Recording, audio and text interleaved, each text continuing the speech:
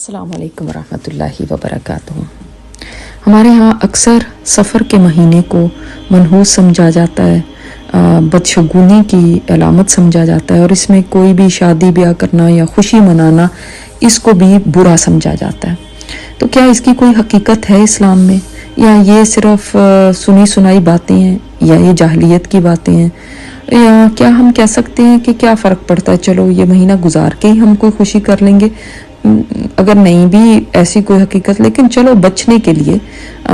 بڑوں نے کہا ہوا ہے تو ان کے مطابق ہم پھر چلتے ہوئے اس مہینے کو اوائڈ ہی کریں، کیا ایسا کرنا صحیح ہے؟ تو دیکھتے ہیں اس کی حقیقت۔ سفر اسلامی مہینوں میں دوسرا مہینہ ہے۔ اس کو سفر اس لیے کہا جاتا تھا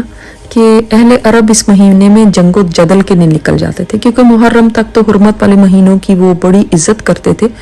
تو ذی الحج محرم وغیرہ میں وہ کوئی ایسی چیز نہیں کرتے تھے۔ تو جب سفر آتا تھا تو وہ گھروں سے جنگوں کے لیے چلے جاتے اور ان کے گھر خالی ہو جاتے، اس لیے اس کو سفر کہا جاتا تھا، کیونکہ سفر کا مطلب ہے خالی ہونا۔ اسی طرح بعض اہل لغت کے نزدیک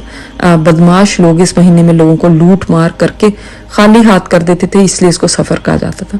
تو دور جاہلیت میں لوگ محرم کے ختم ہوتے ہی جب سفر کا آغاز ہوتا تو چونکہ وہ لوٹ مار شروع کرتے تھے، قتل و غارت کرتے تھے، تو لوگوں نے یہ سمجھ لیا اس وقت سے ہی کہ یہ مہینہ منحوس ہے۔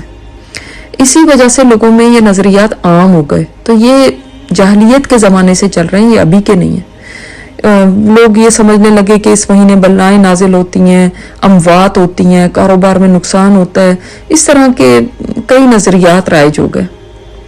اور آج تک یہ سپرسٹیشس باتیں چل رہی ہیں۔ دین اسلام نے ان تمام نظریات کا رد کیا کہ ان کی کوئی حقیقت نہیں ہے، اور نحوست کا تعلق کسی جگہ سے نہیں ہوتا، کسی وقت سے نہیں ہوتا، اور کسی شخصیت سے بھی نہیں ہوتا، بلکہ قرآن کریم میں سورہ شورى میں تو اللہ تعالیٰ نے فرمایا تمہیں جو کوئی بھی مصیبتیں پہنچتی ہیں وہ تمہارے اپنے ہاتھوں کی کرتوت ہیں جن کا یہ بدلہ ہے، اور اللہ تعالیٰ بہت ساری باتوں سے تو درگزر کر لیتا ہے۔ تو بجائے اس کے کہ ہم اپنی غلطیوں کو دیکھیں، اپنے گناہوں کو دیکھیں اور ان کی اصلاح کریں، ہم الٹا ایک مہینے کو سمجھ لیتے ہیں کہ یہ منحوس ہے اور اس کی وجہ سے ہمارے ساتھ یہ ہوا، حالانکہ آپ صلی اللہ علیہ وسلم کی واضح حدیث ہے اس بارے میں کہ سفر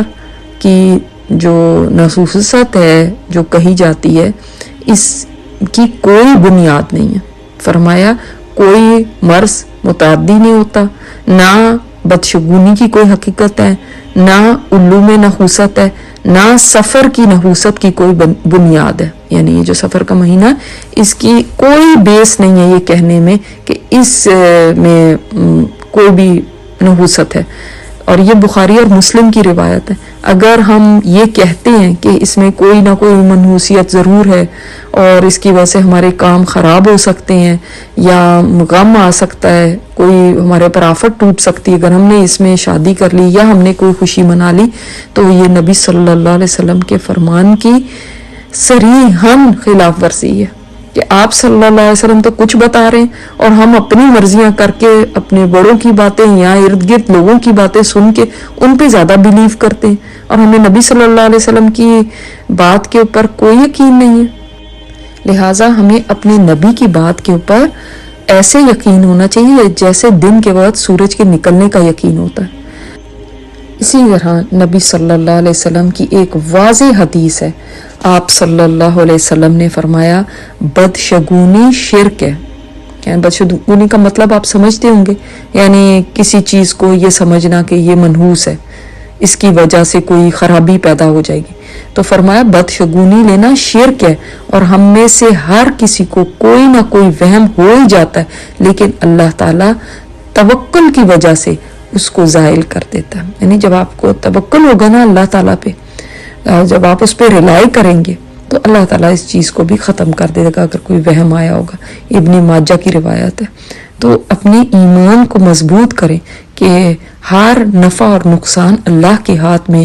اگر اللہ تعالیٰ کوئی شر پہنچانا چاہے گا تو کوئی چیز اس کو روک نہیں سکتی، اور کوئی خیر دینا چاہے گا تو کوئی مہینہ، کوئی دن، کوئی شخصیت، کوئی چیز بھی اس کو اس سے روک نہیں سکتی. اور اگر ہم یہ عقیدہ رکھتے ہیں کہ کوئی چیز اس کو روک دے گی یا کسی اور کے اندر اتنی طاقت ہے کہ وہ بھی مجھے نقصان پہنچا سکے، چاہے وہ سفر کا مہینہ ہے، چاہے کوئی انسان کی صورت دیکھنا ہے، یعنی اس انسان کے اندر کیا اتنی طاقت تھی کہ وہ مجھے نقصان دے دے یا مجھے پریشانی میں مبتلا کر سکے، تو اس کا مطلب ہے کہ انسان نے شرک کیا ہے، اور یہ بہت بڑا گناہ ہے، چھوٹی بات نہیں ہے. تو لہٰذا یہ اگر کہنا کہ چلو کوئی بات نہیں ہم احتیاطاً ایسا کر لیتے ہیں، یہ بھی غلط ہے. بلکہ اس چیز کو بالکل ذہن سے نکال دیں کہ ایسی کوئی بھی چیز کہیں پہ بھی